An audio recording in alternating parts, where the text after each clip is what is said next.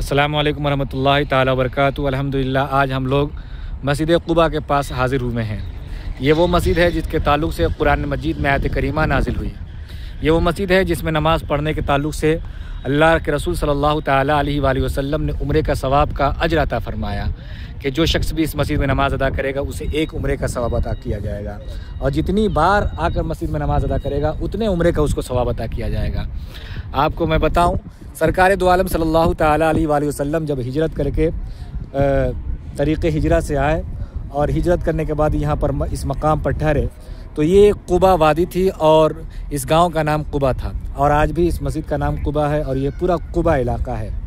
सरकार दो आलम सल्लल्लाहु ताला अलैहि वसल्लम जब यहाँ तशरीफ़ लाए तो उनसे पहले तकरीबन 40 से ज़ायद मुहाजिर साहबा कराम रिज़वानुल्लाहि ताला अलैहिम अजमईन इस मकाम पर हाज़िर हुआ चुके थे। ये पूरी ज़मीन जो आपको दिख रही है, सारी ज़मीन अम्र बिन औफ के कबाइल वालों की ज़मीन थी, और ये ज़मीन जहाँ पर यह मस्जिद आज तामीर है, ये ज़मीन जो है हज़रत कुलसुम बिन हिदम रज़ियल्लाहु ताला अन्हु की ज़मीन है। यहाँ पर हज़रत कुलसुम बिन हिदम रज़ियल्लाहु ताला अन्हु की खजूरें सुखाई जाती थी। सरकार दो आलम सल्लल्लाहु ताला अलैहि वसल्लम ने इस ज़मीन को पसंद फरमाया और यहाँ पर क़याम फरमाया।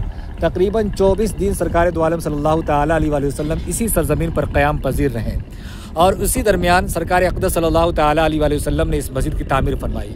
ये नहायत ही खूबसूरत मस्जिद है। ये वाली तामीर जो है वो सरकार दो आलम सल्लल्लाहु ताला अलैहि वसल्लम की नहीं है, बल्कि इस जगह पर जो पहली मस्जिद बनी है वो सरकार दो आलम सल्लल्लाहु ताला अलैहि वसल्लम की तामीर है।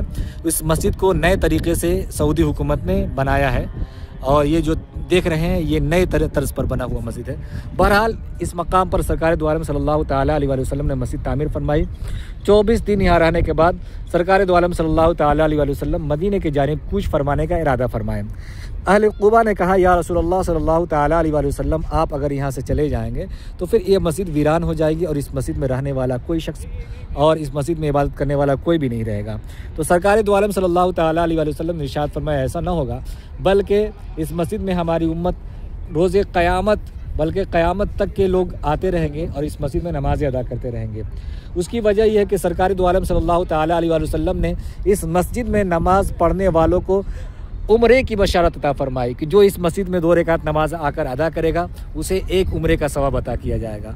अब उम्रे के सवाब की लालच में, रसूल करीम सल्लल्लाहु ताला अलैहि वसल्लम की इत्तिबा की लालच में, रसूल करीम सल्लल्लाहु ताला अलैहि वसल्लम के मुकम्मल नक्श कदम पर चलने की लालच में सुन्नी मुसलमान जो है यहाँ आते हैं और दीगर मुसलमान भी यहाँ हाज़िर होते हैं और नमाज़ें अदा करते हैं।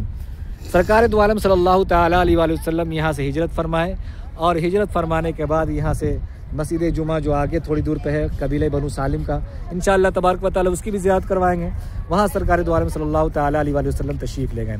आप अंदाज़ा लगाएं, जिस ज़मीन को सरकार दो आलम सल्लल्लाहु ताला अलैहि वसल्लम ने पसंद फरमाया वो हज़रत कुलसुम बिन हिदम की ज़मीन है, और ये ज़मीन किस कदर खूबसूरत ज़मीन है कि सरकार ने इस ज़मीन को पसंद फरमाया है।